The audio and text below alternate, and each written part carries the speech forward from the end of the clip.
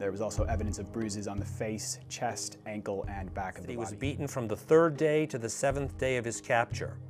Report states the Iraqi forces beat him with cables and water pipes. Large amounts of blood on the cell floor, a wire used for electric shock, and a rubber hose. The detainee's body showed extensive bruising around the shoulders, arms, and lower extremities. Pussy on the forehead of a prisoner who was crying. Detainee's back shows what appears to be a boot print, outlined in bruised tissue. Reasonable suspicion of abuse.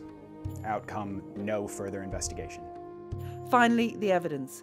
For years, the Iraqi people have been insisting that the American military were turning a blind eye and ignoring widespread and systematic torture by the Iraqi security forces on their own people.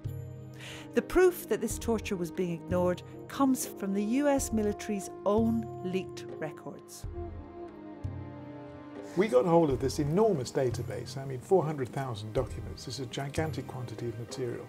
And we found that there were cases of detainee abuse, as they called them. And when we looked them up, this mysterious phrase kept coming up, Frago 242.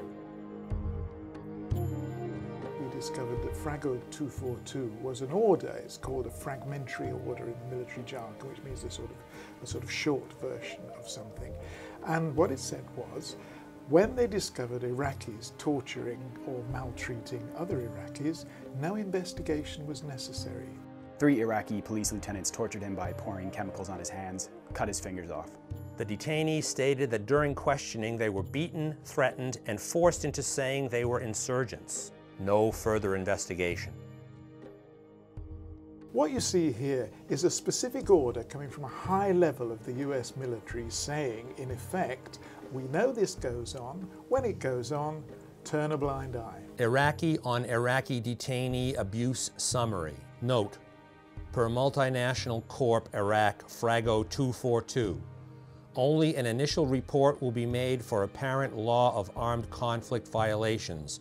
No further investigation will be required unless directed by HHQ. These are the kind of things that in other contexts would be described as war crimes.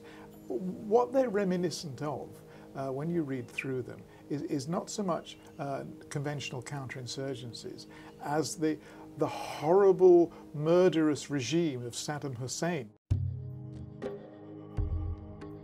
These revelations don't surprise me at all because they're just documentation of what I saw in 2005, which was Iraqi soldiers torturing, beating, threatening to execute their prisoners, and American soldiers and American advisors standing aside and doing nothing. Peter Maas was a journalist working for the New York Times. He witnessed this policy with his own eyes when he was given unique and rare access to the elite Ministry of Interior's Special Commandos, the Wolf Brigade. For much of his time in Samarra, he was under the supervision of this man, James Steele, General Petraeus' special advisor.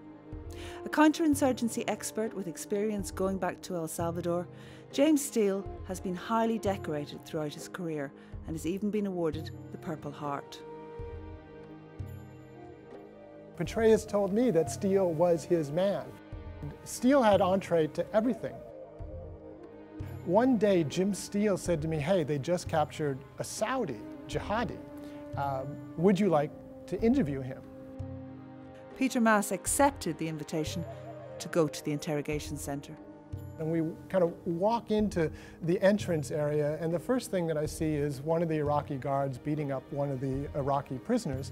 And then I'm taken not into the main area, kind of the main hall, although out of the corner of my eye I could see there were a lot of prisoners in there with their hands tied behind their backs. I was taken to a side office where the Saudi was brought in, and there was actually blood dripping down the side of a desk in this office.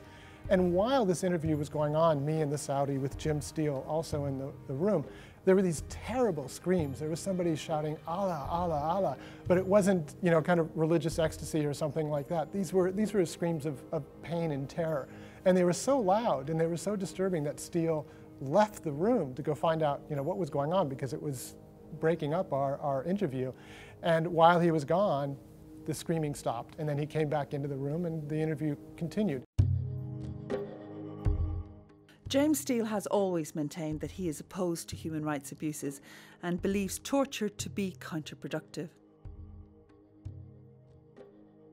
When the Iraqi Ministry of the Interior were asked about torture in Samarra, they said in their statement that they do not allow any human rights abuses of prisoners. We have asked Mr. Steele to comment on the new revelations in the military logs and on Peter Mass's account of what happened that day in the interrogation centre. We are awaiting his reply. Well, now we've got this database, we can actually check and see whether there was any reporting at the time of what was going on in Samarra.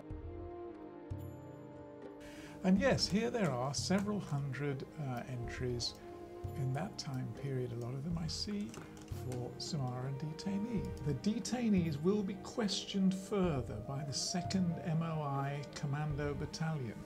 Well, I think when they say that, what they mean is they're being turned over to the Commando Battalion for interrogation. Over and over again, there are literally dozens of entries for this Ministry of the Interior Battalion, taking detainees, taking them off to be interrogated, to be further questioned, and then silence. And it doesn't say, oh, but they're being abused or anything. And these are sort of tantalizing hints about what's going on in another room that the Americans writing this don't want to hear anything about. That's the picture that's coming across. The clear priority at that time in Iraq was to not have this incredibly shaky provisional government defeated by the insurgency. That was priority number one, to which every other priority, democracy, human rights, etc., was subordinate.